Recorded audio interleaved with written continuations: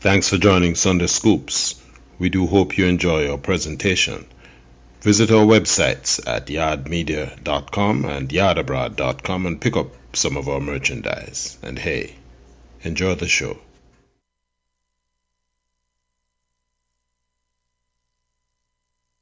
Yes. Good afternoon, folks, wherever you are. This is the internet's biggest program on a Sunday, Sunday Scoops. What my sound got? Yeah, man, the sound wicked and nice one. And today we're gonna go down in the archives a little bit. We're gonna be featuring the work of Leslie Kong and Beverly's Records, their contribution to the development of the industry. And later on in the program, we're going to bring in a special guest all the way from France. And it's David Carroll. And David, we're going to catch up with what he has been doing. David was featured on Sunday Scoops a couple of weeks ago during Reggae Month. And we think he has launched a new single. We want to hear a little bit about that. And just generally get a catch up as to what's happening with the music on his side of the world. But if you're just joining us, want to say welcome. Also want to invite you guys to go to, as you go to the website at yardmedia.com to sign up for our newsletter. Of course, that will allow you to get information on programs and events that we have lined up, plus some discount coupons that you can use to acquire some of our merchandise. Got? Yes, and again, as you know, it's another Sunday. For those who are religious, it's Palm Sunday, the Sunday before Easter Sunday, when Jamaicans take part in the traditional bun and squeeze. Richie, if you give bun, I must get squeezed.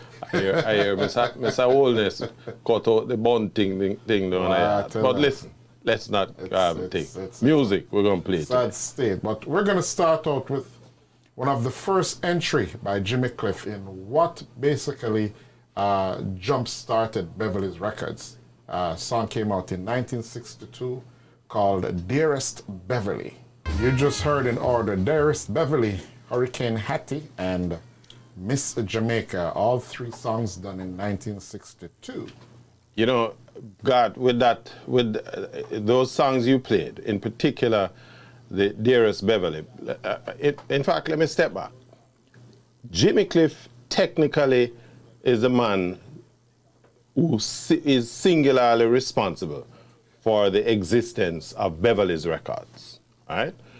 Jimmy Cliff had just come from country, come from Somerton, St. James, and he came into Kingston. Mother sent him to Kingston to go to school, to go do electrical engineering at Kingston Technical.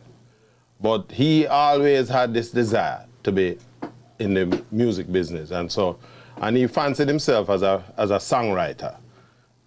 And so one evening, just before the Beverly's used to be Beverly's Ice Cream Parlor and Record Shop, and he figured that these guys are sell record, and he bore into the place the evening just before the shop closed and said, I have a tune that I think you guys should record the tune. And Richie, I'm sure him say Mr. Chip.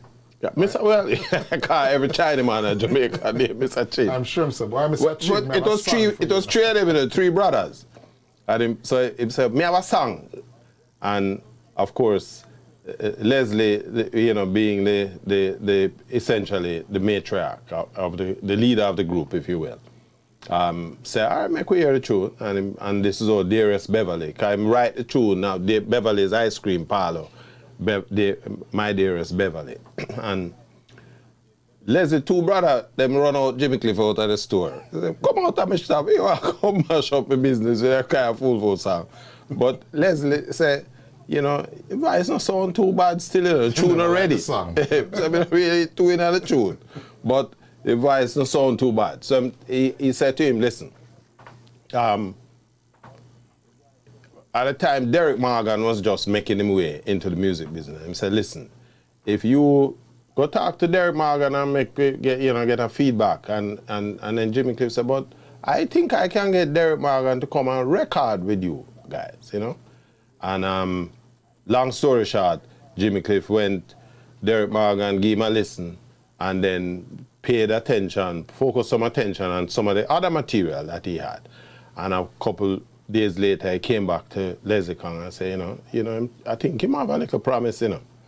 And so they went, I think it was down to Federal, them go, and recorded they did the recording session. Dearest Beverly never go anywhere, but Miss Jamaica, Yes. and Hurricane Hattie.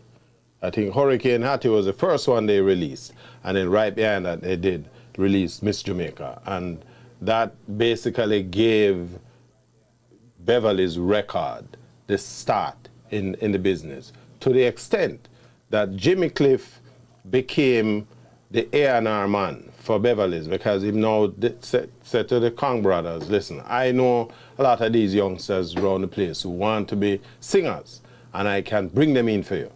And in fact, one of the people that he brought in was, you know, the man known as the Gong, eventually. Hi there. If you enjoyed that clip, go on over to our website at yardmedia.com, where you can watch the entire broadcast at your leisure. And while you're there, why don't you check out our other reggae music features?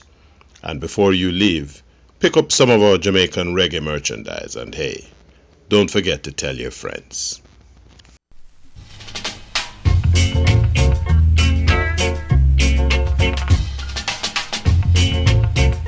My name is Garth, otherwise known as Big G. My name is Richie Blackford.